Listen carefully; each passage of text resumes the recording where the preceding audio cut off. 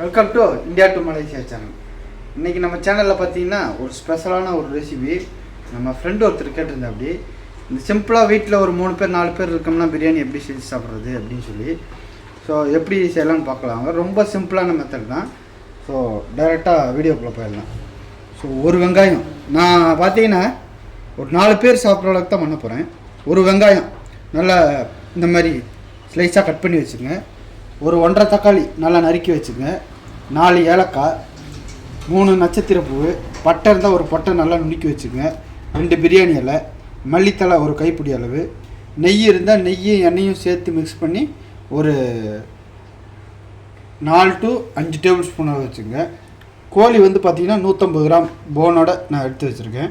இஞ்சி பூண்டு பேஸ்ட்டு ஒரு 3 டேபிள் ஸ்பூன், தயிர் ஒரு 2 டேபிள் ஸ்பூன், முக்கியமானது மசாலா. ஸோ 1.5 டேபிள் ஸ்பூன் மிளகாத்தூள், 1 டேபிள் ஸ்பூன் மல்லித்தூள், 1/4 டேபிள் ஸ்பூன் மஞ்சத்தூள். ஸோ அரிசி வந்து நான் எவ்வளோ யூஸ் பண்ணியிருக்கேன்னு பார்த்தீங்கன்னா 1.5 கப்பு அரிசி வந்து ஒரு 5 to 4 பேர் தாராளமாக சாப்பிட்லாம். ஸோ இதுதான் ரொம்ப சிம்பிளான மெத்தடு. தம் போட்டு நம்ம ஒரு அல்டிமேட் ஸ்டைலில் ஒரு பிரியாணி பண்ண போகிறோம். ஸோ முதல்ல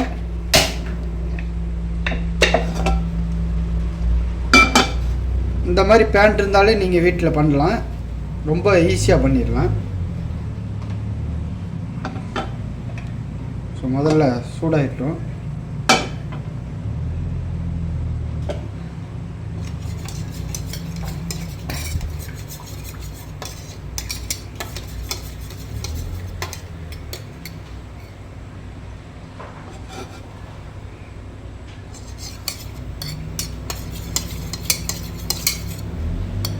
முதல்ல சூடானேன்னு ஆயிலில் நெய்யெல்லாம் வச்சுருந்தோம்ல அதை ஊற்றிடுவோம்.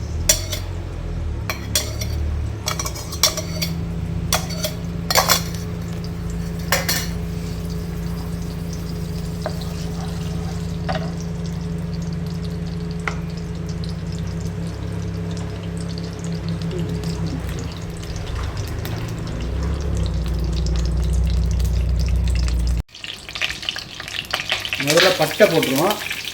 பட்டை போட்டு ஏலக்காய், நட்சத்திரப்பூ 3 போட்டுருவோம். போட்டு பிரியாணி இலையும் போட்டுருங்க. போட்டு நல்லா மிக்ஸ் பண்ணிடுங்க. ஸோ இதோட ஒரு சிக்னேச்சர் இது சோம்பு இருந்துச்சுன்னா ஒரு 1/4 டேபிள் ஸ்பூன் போட்டுருங்க. இது கொஞ்சம் நல்ல மனம் கொடுக்க அன்றைக்குமே சோம்பு.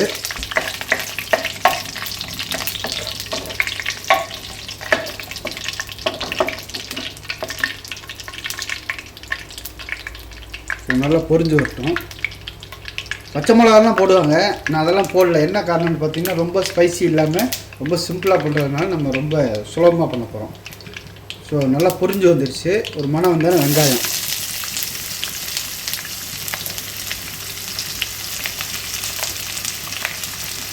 போட்டு நல்லா மிக்ஸ் பண்ணிடுங்க.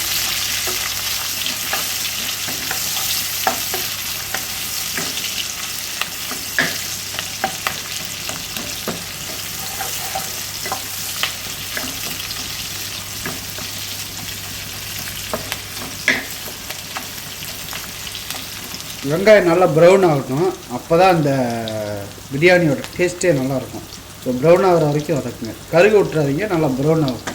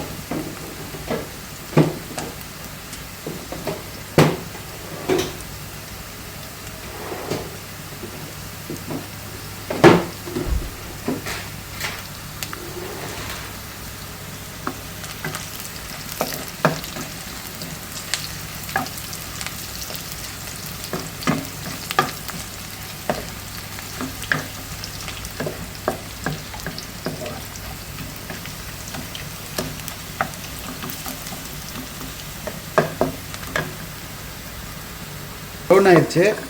ப்ரௌன் ஆன ஸ்டேஜில் தக்காளி பருக விட்டுறாதீங்க, இந்த மாதிரி ப்ரௌன் ஆனால் போதும். ஸோ தக்காளி போட்டு நல்லா மிக்ஸ் பண்ணுங்க.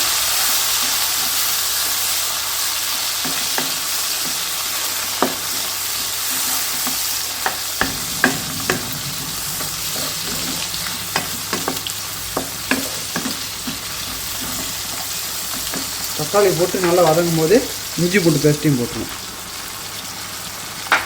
போட்டு நல்லா மிக்ஸ் பண்ணுங்க.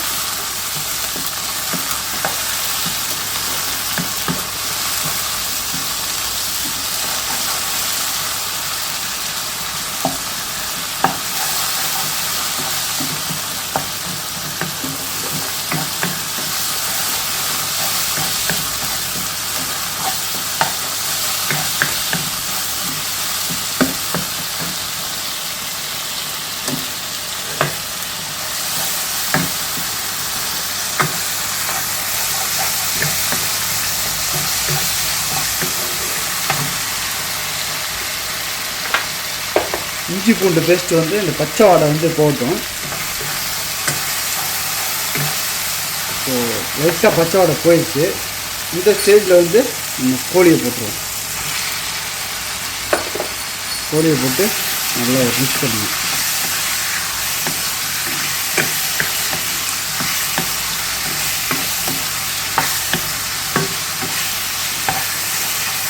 மிக்ஸ் பண்ணி வச்சு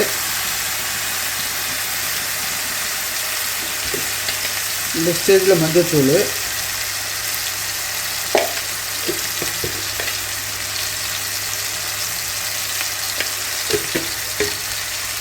மஞ்சத்தூள் போட்டு நல்லா மிக்ஸ் பண்ணுங்க. மிக்ஸ் பண்ணிட்டு ஃபயரை ஸ்லோ பண்ணிட்டு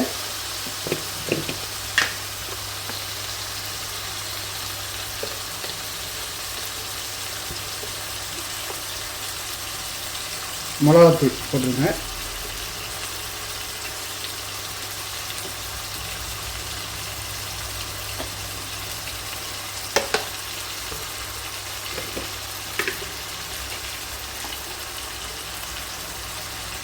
மல்லித்தூளும் போட்டுருங்க.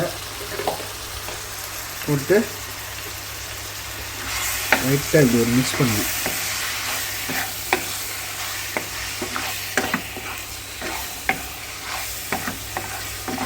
லைட்டாக ஒரு வணக்கினா போதும்.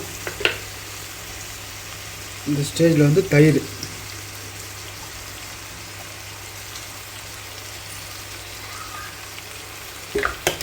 போட்டாச்சு. தயிர் போட்டு நல்லா இப்படி ஒரு மிக்ஸ் பண்ணுங்க. நல்லா இப்படி ஒரு மிக்ஸு நல்லா ஒரு மிக்ஸ் பண்ணிட்டு தயிர் 1 கப்பு அரிசிக்கு 2 கப்பு தண்ணி. நான் 1.5 கப்பு ரைஸ் போட்டேன். ஸோ 3 கப்பு தண்ணி நான் வந்து யூஸ் பண்ண போகிறேன். ஸோ 3 கப்பு தண்ணி இதில் அப்படியே மண்டையில் ஊற்றிடும். அவ்வளோதான். ஸோ இந்த ஸ்டேஜுக்கு வரும்போது நம்ம சால்ட்டு, இந்த தண்ணியிலேயே சால்ட்டு போட்டுருங்க. கொஞ்சோண்டு சால்ட் வந்து சுருக்குன்னு இருக்க மாதிரி போடுங்க. அப்போ தான் வந்து அந்த ரைஸோட உப்பு வந்து கரெக்டாக இருக்கும். உப்பு பத்தலைன்னு சொன்னால் பிரியாணி நல்லா இருக்காது. ஸோ டேஸ்ட்டு உங்களுக்கு கிடைக்காது. ஸோ மெயின் உப்பு தான்.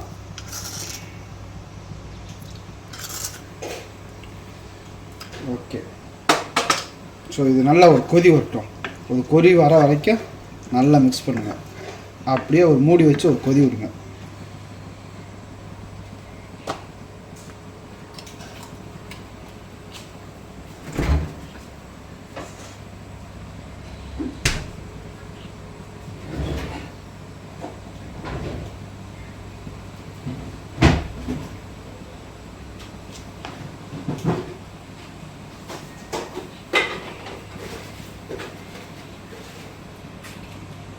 ஒரு சின்ன சீக்ரெட்டு, ஒரு பிஞ்ச் அளவு சுகர், சும்மா ஒரு பிஞ்சு. எதுக்குன்னு பார்த்தீங்கன்னா ருசிக்காக போடுறோம், அவ்வளோதான்.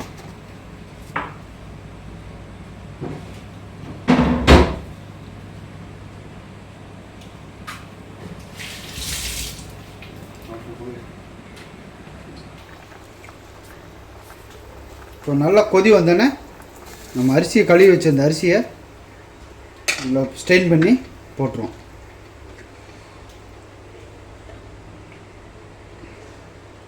லைட்டாக மிக்ஸ் பண்ணி விடுங்க.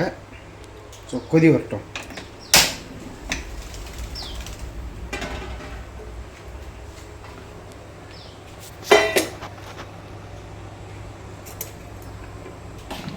ஸோ நல்லா மிக்ஸ் பண்ணி விடுங்க.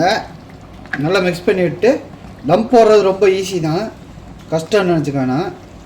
ஸோ இந்த மாதிரி மிக்ஸ் பண்ணி விட்டேன்னு தண்ணியும் சோறும் ஒரே லெவலுக்கு வரணும். நான் அந்த ஸ்டேஜ் உங்களுக்கு காட்டுறேன். ஸோ இங்கே பாருங்கள், இப்போ லைட்டாக தண்ணி குறைஞ்சி சோறு அப்படியே மேலே வருது. லைட்டாக மிக்ஸ் பண்ணி விட்டுங்க அப்பப்போ. உங்கள் வீட்டில் தோசைக்கல் எதாவது இருந்துச்சுன்னா அதுக்கு மேலே கூட இது அரிசியும் தண்ணியும் சமமாக வந்தோன்னு தூக்கி தோசைக்கல் மேலே வச்சு ஒரு 50 to 20 மினிட்ஸ் நீங்கள் தம் விடலாம். அப்படி தோசைக்கல் இல்லாத பட்சத்தில் நீங்கள் இப்படியே கூட தம் ஏற்றலாம். ஸோ நல்லா மிக்ஸ் பண்ணுங்கள்.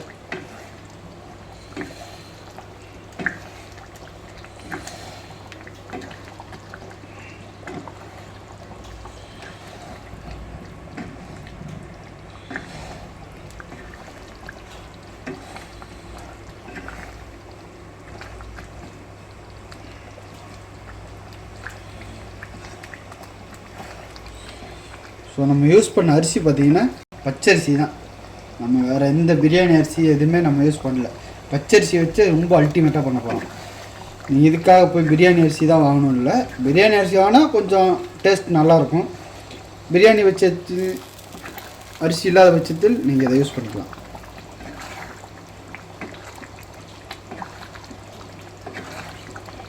நல்லா மிக்ஸ் பண்ணுங்கள்.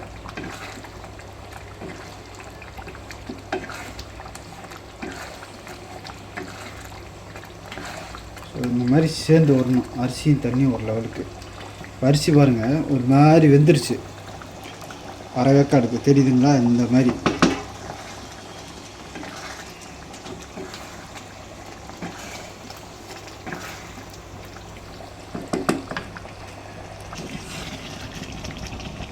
ஸோ இந்த மாதிரி ஸ்டேஜு இப்போ பாருங்கள். ஸோ அரிசியும் தண்ணியும் ஒரு லெவலுக்கு வர மாதிரி வந்துடுச்சு. நம்ம கொஞ்சம் வரணும், ஏன்னா இது கொஞ்சம் லைட்டாக தண்ணி இருக்குது. ஸோ இந்த தண்ணி வந்து கொஞ்சம் வத்துட்டோம். இந்த மாதிரி ஸ்டேஜில் வந்து நீங்கள் நல்லா மிக்ஸ் பண்ணி விட்டுக்கங்க. லைட்டாக ஒரு சைட்லேருந்து இப்படி. பாசுமதி ரைஸ்னால் உடஞ்சிரும், பிரியாணி ரைஸ்னால் உடஞ்சிரும், பச்சரிசி கொஞ்சம் உடையாது. ஸோ அதனால் நீங்கள் நல்லா மிக்ஸ் பண்ணலாம்.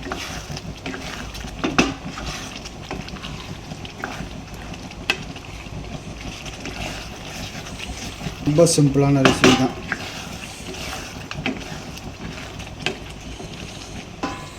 ஸோ இந்த ஸ்டேஜுக்கு வரணும்.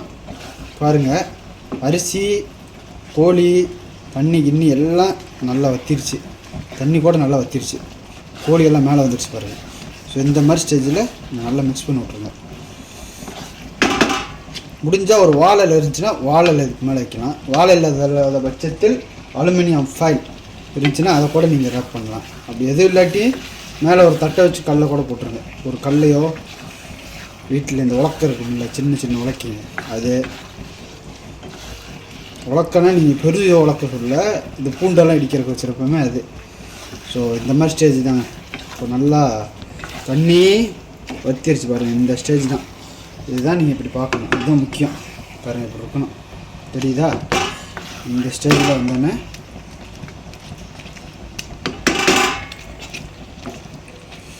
ஸோ லோ ஃபயர் பண்ணிட்டு வெட்டி வச்ச மல்லித்தலையில் ஒரு பாதி அளவுக்கு லைட்டாக போட்டுருவாங்க. போட்டு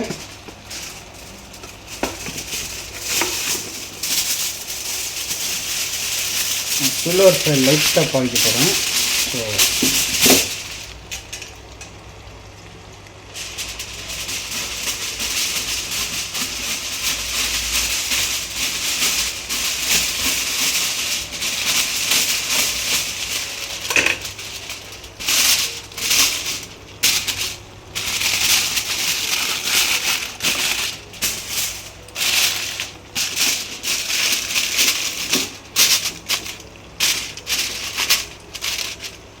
ஸோ இப்போ வந்து அடியில் வந்து தோசை கல்லை வச்சிட்டேன்.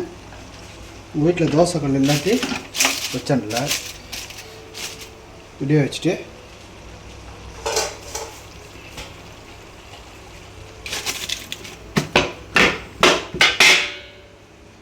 ஒரு இதை வச்சுட்டு இந்த மாதிரி ஒரு சின்ன கல்லோ இல்லை உங்கள் வீட்டில் ஒரு பாத்திரம் கீத்திரம் வைக்க முடிஞ்சு தண்ணி பிடிச்சி அது மேலே வச்சுருங்க. இப்படியே வச்சு ஒரு 50 மினிட்ஸ் வைங்க. இல்லை அப்படின்னு சொன்னால் ஒரு 20 மினிட்ஸ் கூட வைங்க. 50 to 20, 50லேயும் குக் ஆயிரும், 20லேயும் குக் ஆயிரும். ஸோ 20னா கொஞ்சம் லைட்டாக அடி பிடிச்ச மாதிரி இருக்கும், 50%னா உங்களுக்கு கொஞ்சம் அடி பிடிக்காமல் வரும். இந்த மாதிரி தோசைக்கல் மாதிரி எதாவது வச்சிட்டிங்கன்னா சுத்தமாக அடி பிடிக்காது 20 மினிட்ஸில் கூட. ஸோ இப்போ 20 மினிட்ஸ் கழித்து பார்ப்போம். மினிட்ஸ் ஆகிடுச்சு. இப்போ வந்து இந்த சர்ப்ரைஸ் எடுத்து பார்ப்போம். பிரியாணி என்ன கதை ஆயிருக்குன்னு தெரியல.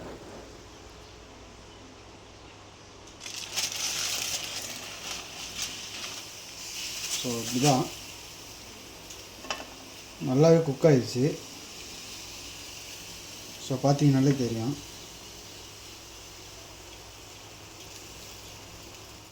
ஸோ இந்த ஸ்டேஜில் வந்து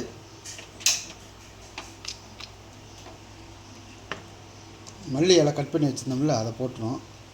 போட்டு ஒரு பக்கத்துலேருந்து லைட்டாக எடுத்து மிக்ஸ் பண்ணிடுங்க.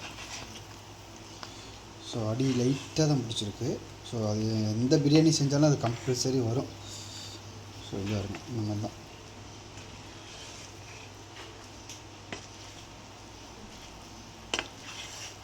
அருமையான ஒரு பிரியாணி. அது நம்ம பச்சரிசியில் பண்ணியிருக்கோம். பார்த்திங்களா, ஒரு பேனில் ரொம்ப சிம்பிளான முறையில் தான் செஞ்சுருக்கோம். ஸோ இந்த மாதிரி தான் சிக்கன் பீஸ் எல்லாம் வெந்துருச்சு. இங்கே இருங்க. ஸோ மறக்காமல் ட்ரை பண்ணி பாருங்கள். ஸோ ட்ரை பண்ணிட்டு மறக்காமல் எப்படி இருக்குன்னு சொல்லுங்கள். ரொம்ப சிம்பிளான ரெசிபி.